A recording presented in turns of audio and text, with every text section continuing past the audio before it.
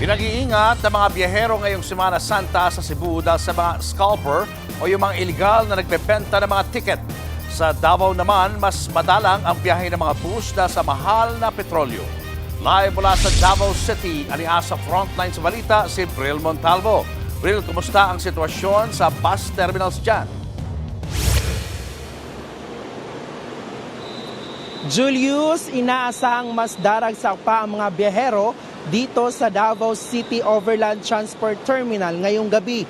Dahil dyan, mas pinaigting na ng mga otoridad ang seguridad dito. Ayon sa pamunuan ng terminal, inaasahang aabot sa higit 80,000 ang mga biyahero ang kanilang inaasahan. Mas mataas yan kumpara sa nakaraang taon na 50,000 to 70,000. Siniguro naman na walang ipatutupad na taas pasahe sa kabila ng mahal na presyo ng petrolyo.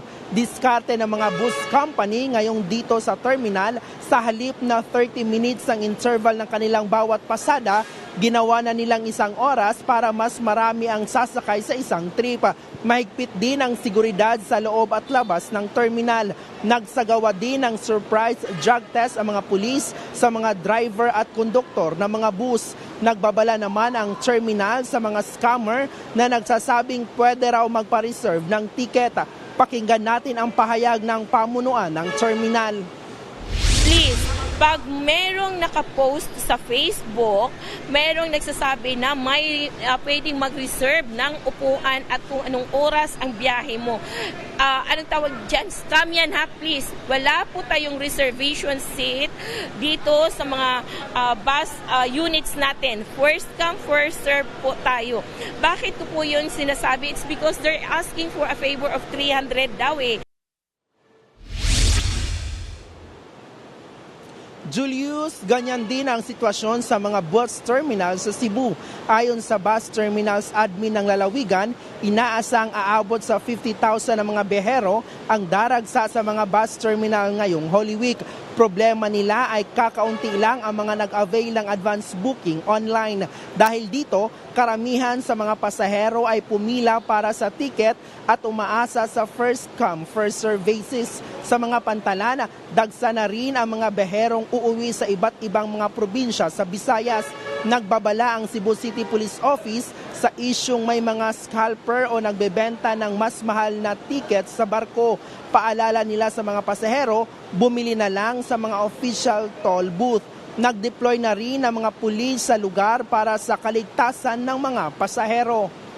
Julius, sa ngayon, may ilan tayong mga nakikitang mga pila ng nag-aabang na mga pasahero dito nga sa Dikot para sa paparating na mga bus. Paglilinaw lang, sapat naman ang mga biyahe ng mga bus dito. Nagkataon lang siguro na na-traffic habang papunta dito sa terminal galing sa kanilang garahe. Wala pa namang naitala ang otoridad dito sa terminal na mga hindi ka nais-nais na pangyayari. Wala pa ding mga nakukumpiskang mga pinagbabawal na ipasok dito sa loob ng terminal. Julius, para naman sa mga luluwas pa Maynila, merong 2 biyahe mula rito sa terminal araw-araw. Ang first trip ay 1:00 ng hapon habang ang pangalawa naman ay 10:00 ng gabi patungong Pitex at Cubao. Dagdag pa riyan, magbibigay rin ang LTFRB ng special permits sa mga bus companies. Balik sa iyo, Julius. Maraming salamat, Bril Montalvo. Mga kapatid, Julius Babaw po. Para sa komprehensibo at makabuluhang balitaan at talakayan, mag-follow at mag-subscribe na sa social media pages ng News 5.